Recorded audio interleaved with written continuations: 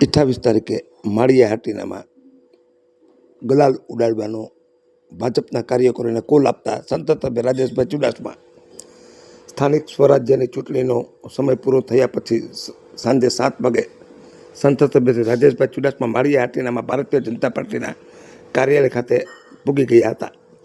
સંસદ સભ્ય શ્રી રાજેશભાઈ ચુડાસમાએ ભાજપના કાર્યાલય ખાતે ભારતીય જનતા પાર્ટીના તાલુકાના આગેવાનો કાર્યકરોને સંબોધતા જણાવ્યું હતું કે 28 તારીખે આપણે બધાએ ગલાલ ઉડાડી દેવાનો છે એવો કોલ સંસદ સભ્ય રાજેશભાઈ ચુડાસમાએ આપ્યો હતો.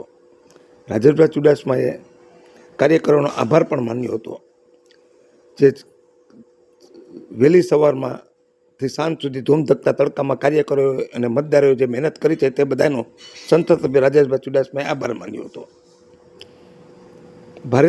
ભારતીય જનતા પાર્ટીના માળિયા હાટીના તાલુકાના જૂનાગઢ જિલ્લાના પીઢ આગેવાન શ્રી ઠાકરસિંહભાઈ જાવિયા સહિતના આગેવાનોએ કાર્યકરોનો આભાર માન્યો હતો. જ્યારે જિલ્લા પંચાયતની માળિયા હાટીના બેઠકના ઉમેદવાર જીતુભાઈ સિસોદિયાએ તમામ મતદારોનો આભાર માન્યો હતો. આ તકે મહેન્દ્રભાઈ ગાંધીએ વંદે માતરમ અને ભારત માતા કી જયના નારા લગાવ્યા હતા.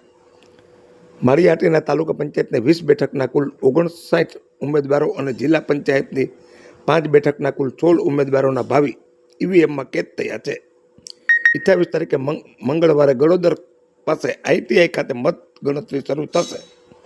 જોકે ભાજપના કાર્યકરોએ 28 તારીખે ગલાલ ઉડાડી લેવાની બાંહેધરી સંસદ સભ્ય રાજેશભાઈ ચુડાસમાએ કાર્યકરોને આપી દીધી છે.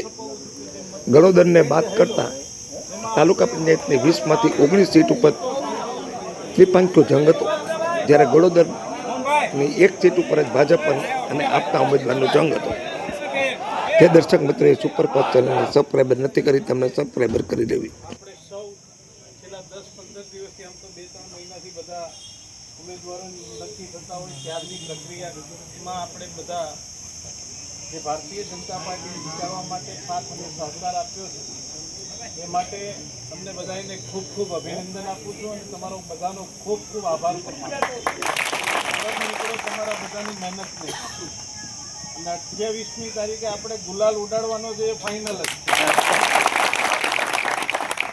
પણ આવા ધમધકતા તાપમાં પણ સવારથી 7 વાગ્યાથી લઈને 6 વાગ્યા સુધી મતદારોને પહોંચાડવા એ ખૂબ અઘરું કામ હતું.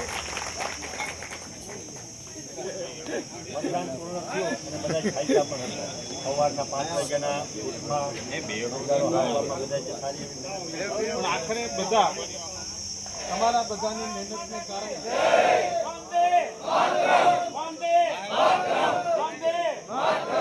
રાજેશભાઈ આપણને શુભેચ્છા પાઠવવા આવ્યા છે તો 2 શબ્દ બધા શાંતિ રાખીને સાંભળજો. પણ આખરે બધા તમારા બધાની મહેનતને કારણે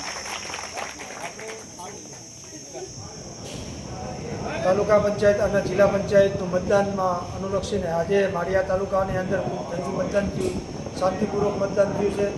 ત્યારે માળિયા તાલુકાની તમામ પ્રજાનો હું આભાર વ્યક્ત કરું છું અને માળિયા જિલ્લા પંચાયત 18ના ઉમેદવાર તરીકે જે મારા 10 ગામ આવે છે તમામ આગેવાનો, તમામ કાર્યકરોનો અને તમામ મતદારોનો હું ખૂબ ખૂબ આભાર માનું છું કે આવા તડકાની અંદર જે 42 થી 45 ડિગ્રી તાપમાન હોય છતાં પણ માળિયા તાલુકાના 58%થી 60%, 62% સુધી મતદાન થયું.